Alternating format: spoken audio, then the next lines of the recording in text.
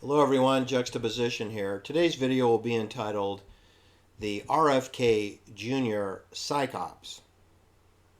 I don't know really what else to call it. It's just more election fraud, malfeasance, debauchery, pacification and control, poppycock mendacity. I mean, that's a lot of words, right?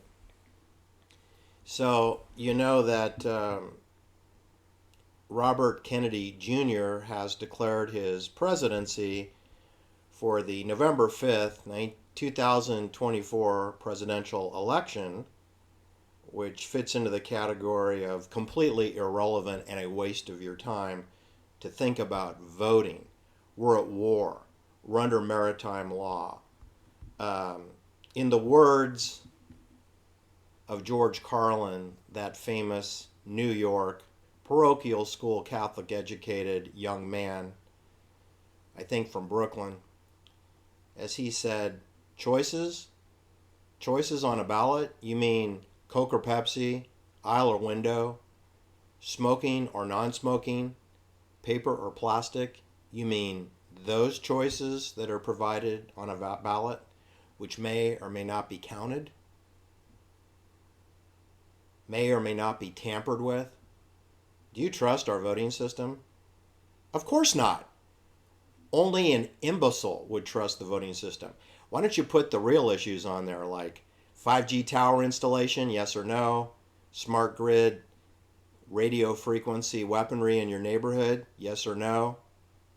Chemtrails flown out of local military NATO bases every 6 minutes for 16-hour shifts every day for 6 months, yes or no? Murder and assassination programs decided in secret, yes or no? No audits for banks, yes or no? No audits of the Fed, yes or no? Child trafficking, yes or no?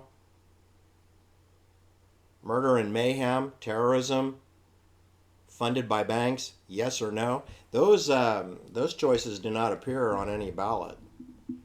You know what does appear on television, though? Ron DeSantis, Gavin Newsom, Dianne Goldman Feinstein, Nancy Pelosi. Occasionally, you'll see her drunkard husband, Paul Pelosi. He'll appear on television, usually after an arraignment for drunk driving. Anyway, today we're going to focus on, Robert F. Kennedy and Robert F. Kennedy Jr. We're going to talk about Sr. a little bit, too. You do know that these are fake people, right? They're not real people. I mean, they're actors. They're crisis actors for the clandestine services. In the case of Robert Kennedy Sr., he declared his presidency on March 16th, 1968. Now, that's an auspicious day. That's a Saturday. That's the day of the My Lai massacre. In case you didn't know, Robert Francis Kennedy, United States Senator of New York, the Empire State, he declared his presidency on the day that military intelligence under William Egan Colby, who was Deputy Director of Operation Phoenix on that date for the CIA, sent over 100 military troops into the villages and on the hamlets of My Lai, massacring 504, mostly women, pregnant women, and children, and a few older men. 504 dead people. Don't know how many people were wounded. There were some survivors. The attack was broken up by a very brave helicopter pilot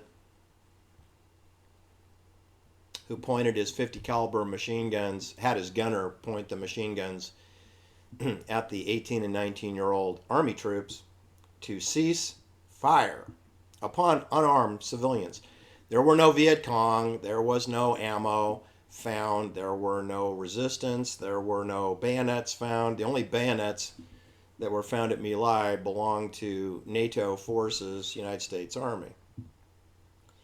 Anyway, Robert Kennedy declared his candidacy on the day that the United States CIA murdered 504 innocent civilians in Vietnam. Now, nobody knew anything about that until after Sharon Tate was murdered.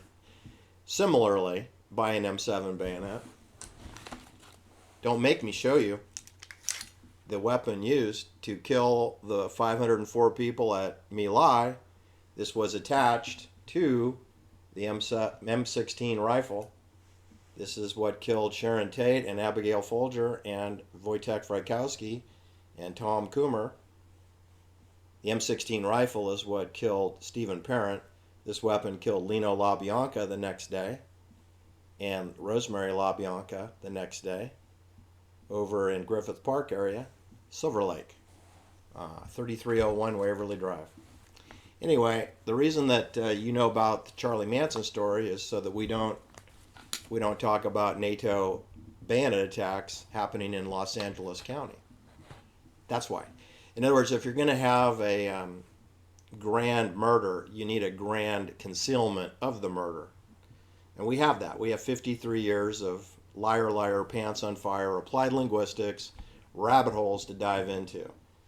We also have that with the Zodiac killings where no arrest was ever made, no arraignment, no trial, no scapegoat. Anyway, that was all going on when Robert Francis Kennedy declared his candidacy for United States President. And it was 2 weeks after this that Lyndon Baines Johnson stepped aside and said that he would not run for re-election of president. The only reason he had the job in the first place was because John Fitzgerald Kennedy, Robert Kennedy's older brother, was shot in the head, knocking his brains out onto the limousine, shot from the Triple Underpass Railroad Trestle, which is a port facility in Dallas, Texas. If you didn't know, it's a port facility, Dallas, Texas. It was a military intelligence CIA murder in a sparsely populated part of Dallas on the way out of town. I estimate there were less than 100 people present. At least half of those people worked for CIA, were operatives for CIA, or had Secret Service credentials but didn't work for Secret Service. They worked for CIA. That would include Abraham Zapruder. That would include Dan Rather of CBS Evil Masonic Eye. He works for CIA. That's why he's doing interviews of David Crosby and Robert Lamb of the Big Thing, renamed Chicago Transit Authority. Dan Rather is promoting mendacities 50 years after they were hatched. In other words, we have artists who don't write their own music but are held up as great songwriters, and it's a fraud. And we have people like Dan Rather telling you that clearly the shot came from behind. That's what he said. He lied. Liar, liar, pants on fire. Who's the bigger liar, Walter Cronkite or Dan Rather? It's hard to tell. They're both up there, right? Well, maybe it's Robert Kennedy Jr. Maybe he's the biggest pathological liar we got. But anyway, before we had Robert Kennedy Jr., which we're going to get into in a second, we had Robert Francis Kennedy Sr., and he declared his candidacy on the day of My Lai massacre. It's before the Sharon Tate murder. It's before the first Zodiac killings, allegedly. They were branded Zodiac killings. It's very possible they were not Zodiac killings. They were just killings up at Lake Herman in Vallejo, Benicia area of Solano County. That was like December 20th, 1968. That was after Robert Kennedy was murdered by Lockheed employee Thane Eugene Caesar at the Wilshire Boulevard Ambassador Hotel, 3400 Wilshire Boulevard. Robert Francis Kennedy was shot behind his right ear by Thane Eugene Caesar, employee of the Skunk Works at Burbank Lockheed, Hollywood Burbank Airport. Yes, and you've heard about Saran Saran. It had nothing to do with killing Robert Kennedy. Robert Kennedy had a presidency campaign of 82 days. Apparently some moron has written a book called 85 Days. If you add up the days from March 16th, 1968 until Robert Kennedy was declared dead on June 6th, around 1:45 a.m. in the morning, he lingered for 24 hours before he died. That adds up to 82 days. So I don't know how you get 85 out of 82, but hey, everything with these CIA cover-ups is false. They can't even count the days correctly. Do the math. Add up the number of days from March 16th until June 6th. Add them up. I double dare you. You're not going to get 85. All right. So the procession of death that preceded the Wilshire Boulevard Ambassador Hotel murder assassination of Robert Kennedy was very macabre and very bizarre. We had John Frankenheimer keeping Robert Kennedy and his wife Ethel at his Malibu colony, gated colony. That's a CIA compound for CIA-controlled people. John Frankenheimer was the director for Hollywood of The Manchurian Candidate, which John Kennedy had given permission to film at the White House. Manchurian Candidate, in case you don't know, involves CIA, MK Ultra, mind controlling people to become assassins of military or political leaders. You know, kind of like John Kennedy was, kind of like Robert Kennedy was. And it was John Frankenheimer himself who drove Robert Kennedy in his Rolls-Royce Silver Cloud III from the Malibu gated colony to 3400 Wilshire Boulevard to the Ambassador Hotel in a friggin' limousine. And they would have had to driven right past where Charlie Miles Maddox, Manson's living. He's living at 14400 Sunset Boulevard in the Will Rogers CIA Columbia Broadcasting CBS property, 1400 400. You know, where Neil Young hung out at the swimming pool, watching the bikini-clad girls dance and sing, writing poetry, playing the guitar with Charlie Miles Maddox. And Robert Kennedy would have driven right past that property in order to get over to Wilshire Boulevard in order to drive southeast to the Ambassador Hotel, which would be on his right. 3400 Wilshire Boulevard. That is a procession of death. That's a minimum of a 60-minute drive in a Rolls-Royce Silver Cloud III due to traffic and distance. It's not an easy-peasy drive. It's 60 minutes of driving. I double dare you to do that drive on your own today. It's going to take you 60 minutes. If you broke the law, you could maybe do it in 54 minutes, but you'd probably get pulled over. All right, so anyway, it was decided by somebody to not deal with the Kennedys in the 1968 election, and we got Richard Nixon instead. And Richard Nixon had his own little assassination after his second election. His re-election in 1972 led to Watergate, which was a CIA assassination program involving Frank Fiorini, which you know as Frank Sturgis, and E. Howard Hunt, and all the usual CIA suspects, because all the burglars work for CIA. All of them. All 6 burglars work for CIA. 6 out of 6. So it sounds like a CIA operation, right? Anyway, that gave rise to Richard Helms being convicted for perjury and reassigned with a pay raise to Tehran, Iraq, set up the hostage crisis, and William Egan Colby, my favorite spook, becoming the CIA director. So I'm all excited about the Watergate debacle and that Richard Helms was presented as the pathological liar that he was. Now, so is William Colby. He's a pathological liar also, but it's just I prefer his lying style to Richard Helms. And that gets to the root of the story, because today we have Robert Kennedy Jr., and he's thrown his hat into the ring, to coin a phrase. He declared his presidency was formally launched on April 19th this year, 2023, so just a couple weeks ago.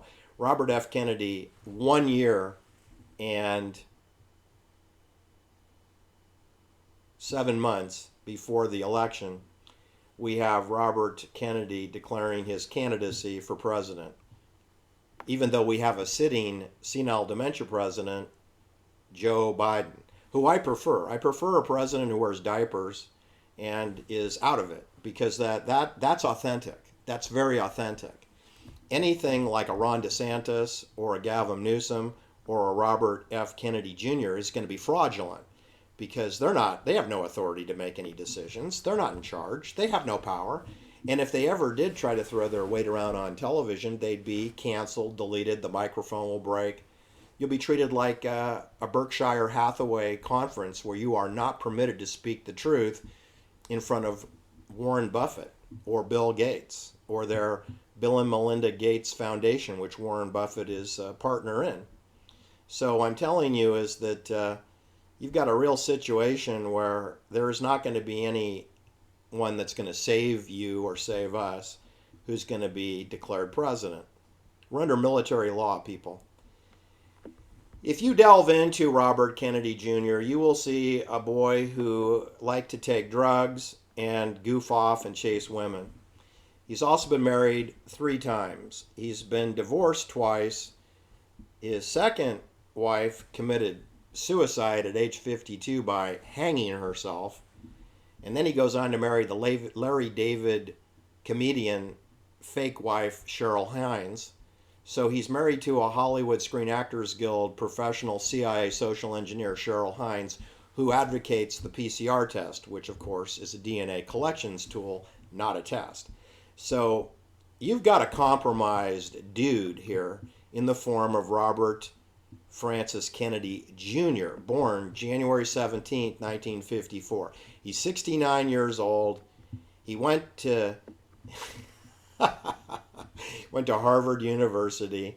He went to the London School of Economics. He got a law degree from the University of Virginia. And then he has a master's degree from Pace University. These are all clandestine schools. He's completely indoctrinated. He is an actor. He claims to be sort of kind of an anti-vaxxer, but he waffles back and forth because he believes in vaccinations, but he doesn't believe in vaccinations.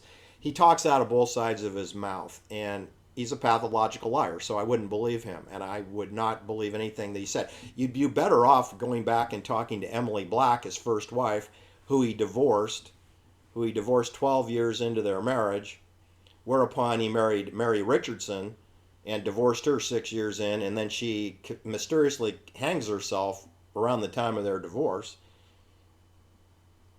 That's creepy. And now he's on, he meets Cheryl Hines quick like a bunny rabbit, and they get married in 2014. I mean, Cheryl Hines looks like a train wreck. So that's 3 marriages. Now that is less than the usual Hollywood marriage.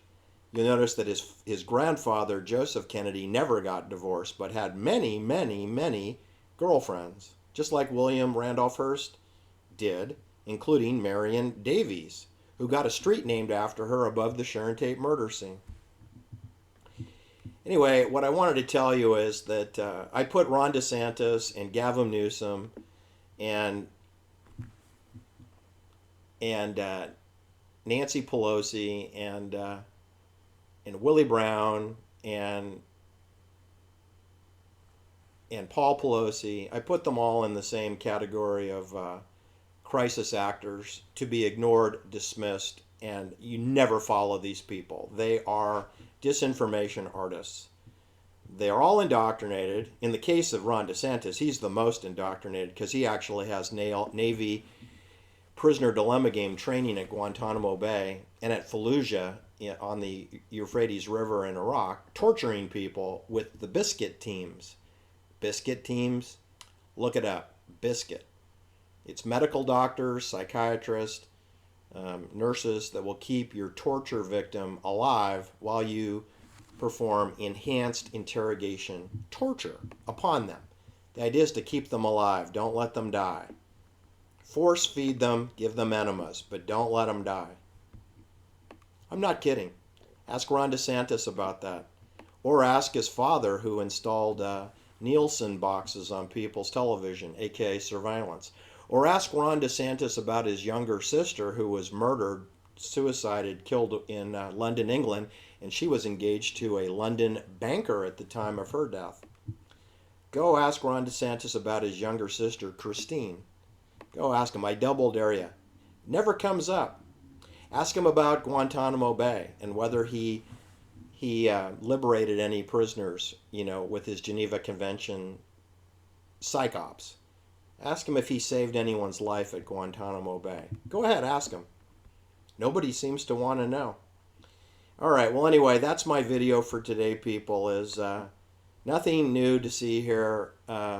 The Kennedy family is a psyops.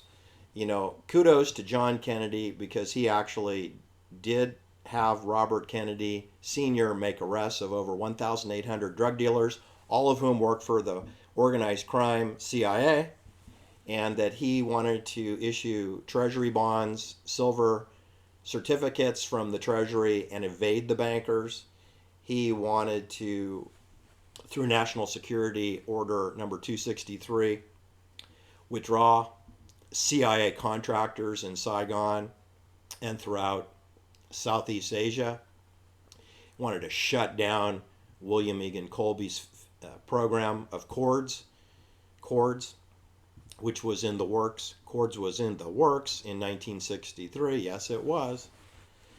Anyway, it was just waiting for the Bay of Tonkin incident, which hadn't happened yet. But all this COVID stuff, all the Vietnam stuff, it's the same stuff. It's pacification and control. It's all been on the blueprint drawers for hundreds of years.